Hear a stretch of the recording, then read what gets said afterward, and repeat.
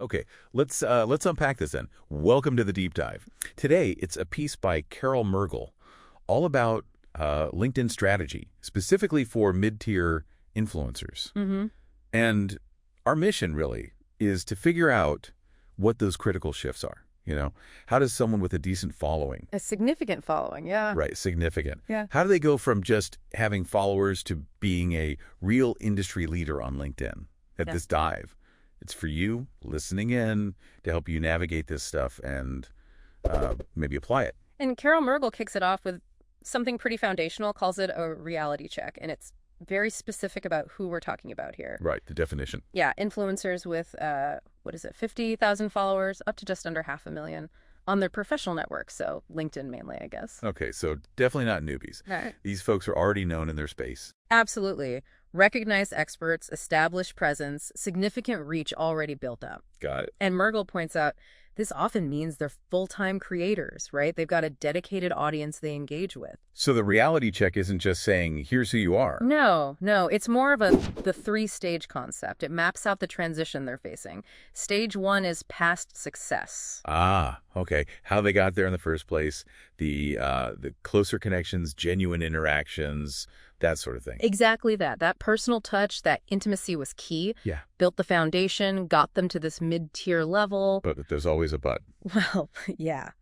That leads straight into stage two, the current challenge. And the source is pretty blunt here. Basically says what got you here, it won't get you there to Yeah. the next level. Okay, so you hit a plateau with the old ways. Precisely. Reinvention isn't just nice to have, it's essential at this point. Which brings us to stage 3, future growth. Yeah, and that's framed as the time you have to consciously, actively reinvent your whole approach, claim that leadership space. All the strategies that Mergel lays out after this point, they're designed for this moment, for making that transition happen. Okay, so let's get into those strategies. If the old ways aren't enough, how do you reinvent? Content seems like a big one. Oh, huge. And specifically, mastering diverse content formats, not just sticking to one thing. Why the diversity? Well, think about it. Scaling up means reaching more people, right? And different people like different things. So long-form articles, they're still vital. Shows your deep expertise, your credibility. For the deep divers in the audience. Exactly. But you can't only do that. You need shorter stuff, too. Engaging video content, quick professional hits for people scrolling. Right, the feed scrollers. Mhm. And Mergel mentions visual stuff, too, like carousels, polls. Yes. Data visualization, interactive content. Carousels are great for breaking down complex ideas. Polls, instant engagement, right? Yeah, good for interaction. Document shares for reports or guides. The point is you have to cater to different consumption styles now. It's not optional if you want to grow past this stage. So strategic use of different formats for different needs. Yeah. Got it. What about the message itself, the storytelling? Mergel talks about elevating that. Yeah, and this is interesting. It's not about ditching your story. It's about evolving it. It starts with keeping that authentic foundation, meaning the genuine connections, the personal experiences that got you here, they still matter. You don't suddenly become some corporate drone. Okay, so don't lose the core of what resonated. Exactly. But you combine that authenticity with a more polished delivery. As your audience gets bigger, maybe more diverse, you shift. You start talking less about just your personal wins or struggles, And more about. more about the broader professional challenges that a lot of people in your industry face. Your successes are still shared, but maybe framed differently. Yeah. Framed to inspire and educate that wider audience, showing the universal lessons maybe, making your personal journey relevant on a much bigger stage. Right. So it's still personal, but applied more broadly. Right. Okay, that makes sense.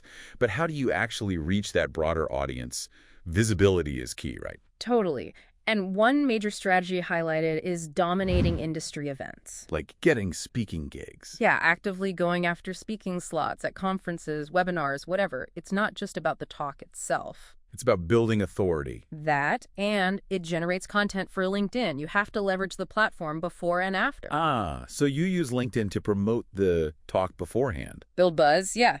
Tell people you'll be there. And then afterwards. You slice and dice that talk, share the slides as a document, pull key quotes for posts, make short video clips, maybe you write an article expanding on it. Turn one event into lots of content. Smart. Maximize the mileage. And speaking of platforms, Mergel also talks about cross-platform promotion. But with LinkedIn as the main base. Exactly. LinkedIn is the hub. It's where your core professional network is.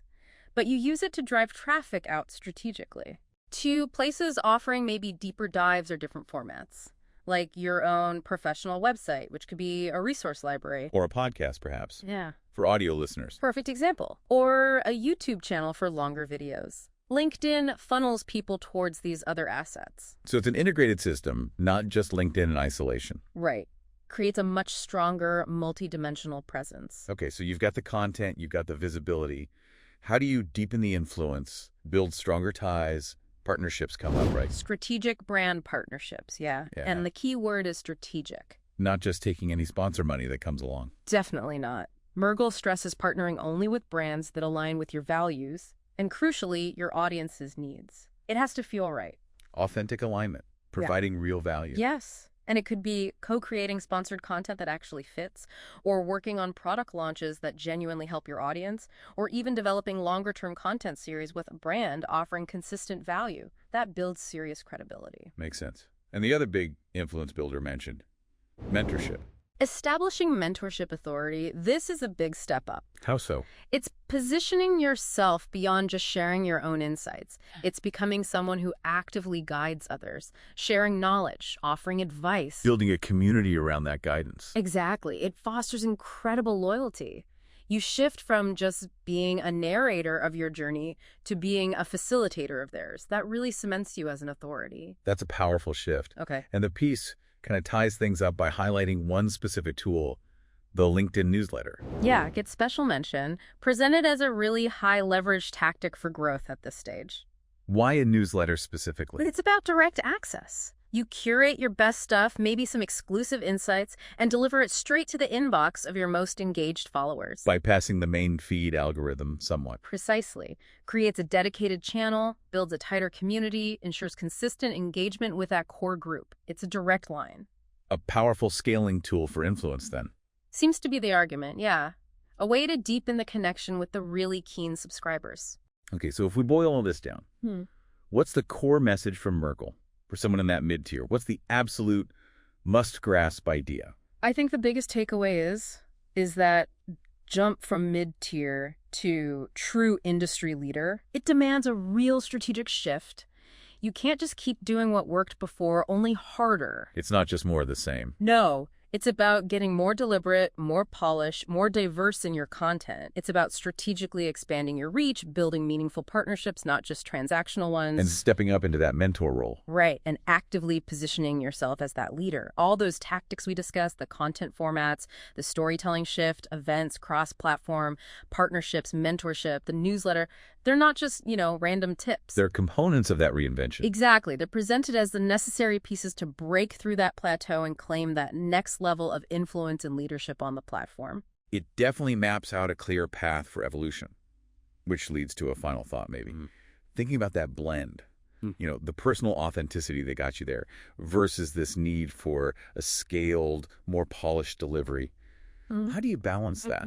The intimacy versus the reach. Yeah. How do you keep that original connection alive while broadening your appeal?